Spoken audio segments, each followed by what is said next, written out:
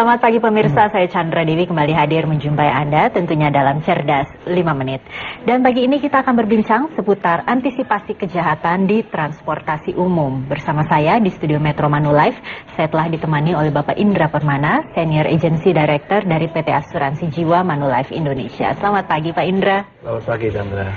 Pak Indra, ini di episode sebelumnya kita sempat membahas bagaimana kita harus menghemat biaya transportasi supaya kita dapat menambah aset. Nah, salah satu solusinya adalah dengan naik kendaraan umum, betul ya Pak ya? Betul. Nah, tapi kan biasanya naik kendaraan umum itu tidak nyaman dan terkadang juga rawan kejahatan. Bagaimana pandangan dari Bapak? Ya, bagaimanapun kendaraan umum merupakan salah satu solusi untuk kita bisa melakukan penghematan biaya dari sisi transportasi. Bahwa di kendaraan umum punya risiko tambahan, itu sesuatu yang kita bisa antisipasi.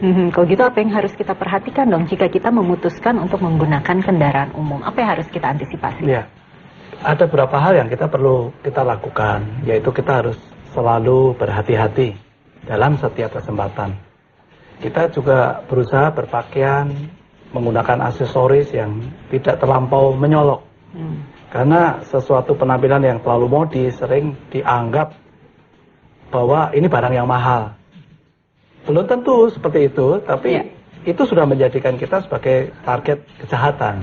Seperti itu.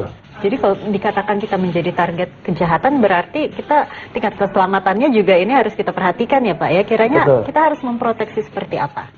Betul, jadi risiko itu kita nggak bisa hilangkan. Tapi kita bisa minimalkan dengan kita berhati-hati. Dan kita juga bisa berikan satu proteksi terhadap risiko yang terjadi. Oke, ini proteksi yang disebutkan oleh Pak Indra berarti ini asuransi ya Pak ya. Betul. Asuransi apa saja kiranya yang harus kita miliki kemudian? Mungkin yang paling dasar adalah asuransi jiwa. Karena kita tentunya tidak sekedar pencari nafkah keluarga, tapi kita merupakan satu sumber keuangan buat keluarga kita.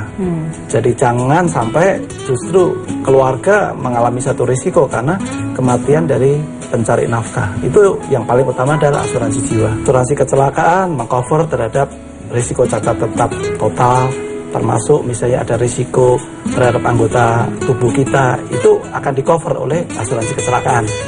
Nah, kalau akibat dari kecelakaan itu memerlukan perawatan rumah sakit, nah kita perlu cover dengan asuransi rumah sakit untuk pengobatan agar kita kembali ke kondisi semula sebelum terjadinya kecelakaan. Oke, jadi ini memang bentuk antisipasinya ya Pak ya, proteksi yang harus kita miliki. Nah, tapi kalau kita kaitkan dengan topik kita antisipasi kejahatan di transportasi umum ini ya Pak Indra ya, ada tidak sih produk yang barangkali kita bisa beli untuk proteksi diri untuk mengantisipasi kita dari kejahatan di kendaraan umum Pak? Ya, secara spesifik tidak ada asuransi yang khusus mengcover terhadap risiko karena kejahatan di kendaraan umum. Tidak ada ya Pak? Tidak ada.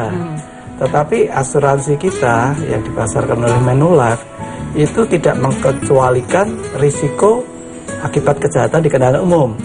Jadi asuransi kecelakaan, asuransi jiwa ini perlu kita miliki untuk memastikan risiko itu kita bisa minimalkan. Baik Pak Indra, sebagai penutup barangkali bisa diberikan tips untuk mengantisipasi kejahatan di transportasi umum bagi pemirsa di rumah.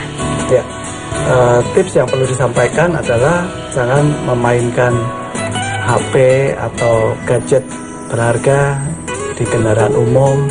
Kita juga harus perhatikan agar tas, barang berharga kita selalu ada di jangkauan kita.